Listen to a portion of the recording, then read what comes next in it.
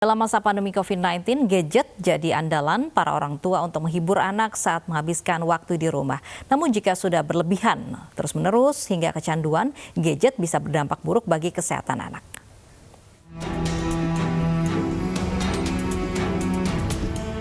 Kebijakan belajar di rumah bagi anak telah berlangsung lebih dari 3 minggu untuk menekan penyebaran pandemi COVID-19. Kegiatan ini mengharuskan anak menggunakan gawai setiap hari guna menunjang aktivitas belajar mengajar. Bahkan untuk meredam rasa bosan selama karantina, orang tua memberikan keleluasaan kepada anak untuk bermain gadget. Namun ada bahaya yang dapat mengintai anak-anak saat sering menggunakan gadget. Menurut laporan Organisasi Kesehatan Dunia WHO, salah satu bahayanya adalah paparan radiasi yang dipancarkan oleh gadget itu sendiri. Sering bermain gadget juga berdampak negatif pada fungsi otak anak seperti gangguan belajar dan penurunan keterampilan berpikir. Oleh karena itu, pentingnya peran orang tua saat mendampingi anak bermain gadget. Orang tua bisa mengatur waktu penggunaan gadget pada anak hanya di saat-saat tertentu, misalnya saat belajar online. Apalagi saat pandemi seperti ini, semua anggota keluarga ada di rumah sehingga akan mudah mengisi waktu dengan kegiatan positif bersama. Tim Liputan iNews melaporkan.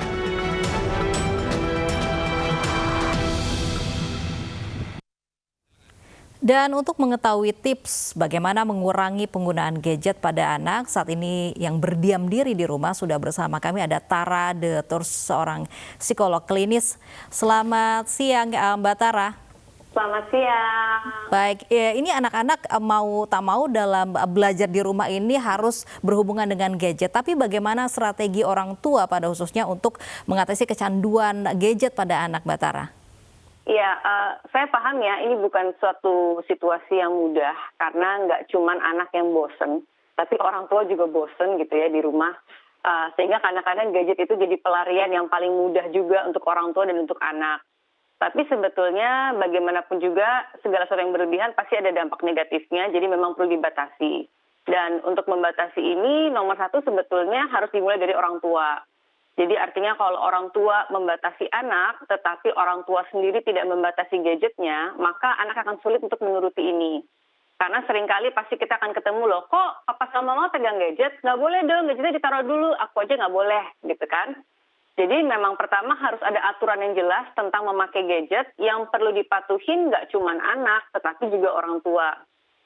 Misalnya nih, ada jam-jam waktu tertentu di mana tidak boleh menyentuh gadget. Pada saat makan, pada saat lagi kumpul bersama, pada saat misalnya bangun tidur. Jadi ada waktu-waktu yang memang sudah diterapkan dan disepakati antara orang tua sama anak. Kemudian pada saat anak bermain gadget, itu kan otak terus-menerus terstimulasi dan dia terus-menerus merasakan kesenangan. Nah, ini perlu juga dialihkan oleh kegiatan-kegiatan lain yang juga menimbulkan efek yang sama. Harus terstimulasi otaknya, tetapi juga ada rasa menyenangkannya. Misalnya contohnya, seperti bermain board games, kemudian membuat prakarya, storytelling dari orang tua, sehingga anak itu merasa ada aktivitas yang dilakukan tetapi juga menyenangkan. Jadi pada saat tidak menggunakan gadget, anak-anak tidak merasa ada yang rugi semacam itu.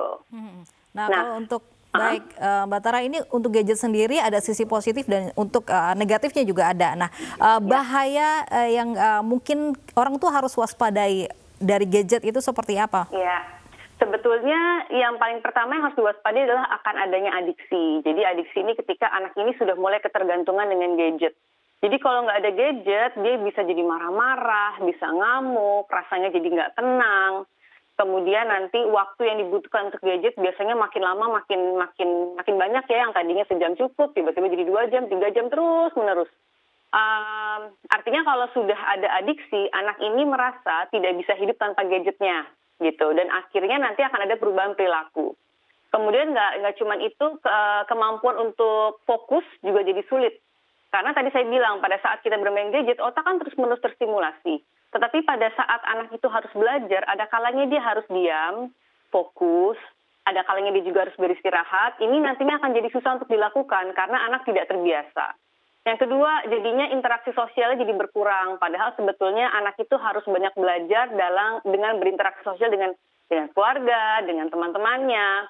Tapi dengan terus-menerus bermain gadget, fokusnya dia akhirnya hanya pada gadget, nggak pada orang lain.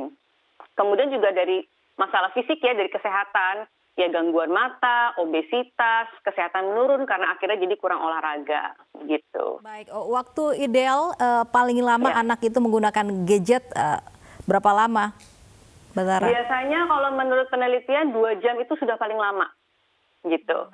Tetapi memang kita menyesuaikan dengan situasi dan kondisi ya. Kalau menurut saya tipsnya sebetulnya tidak hanya membatasi jam, tetapi usahakan untuk membatasi memberikan gadget pada anak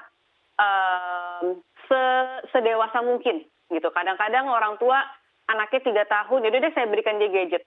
Pada saat anak ini merasa bahwa itu gadgetnya dia, maka dia merasa punya hak sepenuhnya kontrol terhadap gadget itu. Jadi tunda punya gadget sedewasa mungkin, kemudian atur waktunya yang sesuai dengan kebutuhan. Sebetulnya kalau untuk anak di bawah 5 tahun, bahkan 2 jam itu terlalu lama. Sejam itu sebenarnya cukup gitu. Tetapi kita perlu menyesuaikan dengan kondisi sekarang juga. Paling tidak 2 jam itu maksimal gitu. Baik, kalau untuk usianya minimal anak memiliki gadget itu usia berapa tahun?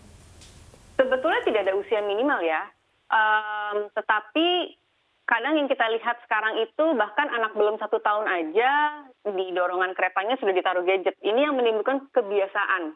Jadi maksud saya tunda kebiasaan ini hingga sedewasa mungkin. Biasanya nanti pada saat anak sudah memulai memasuki SD, dia mungkin membutuhkan gadget karena itu bagian dari tugas-tugas sekolahannya. Tetapi kalaupun dia memiliki gadget, tetap harus ada batasan dan aturan yang harus dikomunikasikan bersama antara orang tua dan anak. Seperti itu. Baik, terakhir Mbak Tara, ini cara mengatasi anak yang sudah kecanduan terpapar gadget. Ya, biasanya sih harus dimulai dari ada komitmen-komitmen kecil. Yang sulit adalah ketika anak mulai dijauhkan dari gadgetnya, anak ini mungkin jadi akan cranky, akan emosional, marah-marah, akan tantrum.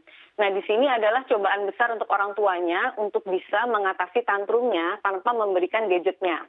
Ini tahap yang pertama. Yang kedua, boleh dengan ada aturan. Misalnya, kalau kamu mau bermain gadget, maka kamu harus menyelesaikan dulu tugas-tugasnya. Atau kalau kamu sudah menyelesaikan tugas-tugasnya, maka kamu boleh bermain gadget, tapi hanya di waktu tertentu dan untuk berapa lamanya itu diatur oleh orang tua. Dan kalau misalnya hal ini susah sekali untuk dilakukan, bisa jadi memang anak ini membutuhkan terapi psikologis ya, yang lebih mendalam untuk bisa merubah perilakunya. Karena seringkali bermain gadget itu nggak cuma sekedar senang, tetapi anak ternyata banyak yang berinteraksi lewat gadget, bisa mendapatkan kepuasan diri lewat gadget. Nah, untuk hal-hal yang mendalam seperti ini, maka perlu adanya terapi yang lebih mendalam. Baik, terima kasih Mbak Tara De Tors, psikolog klinis sudah bergabung bersama kami di Anyus Siang.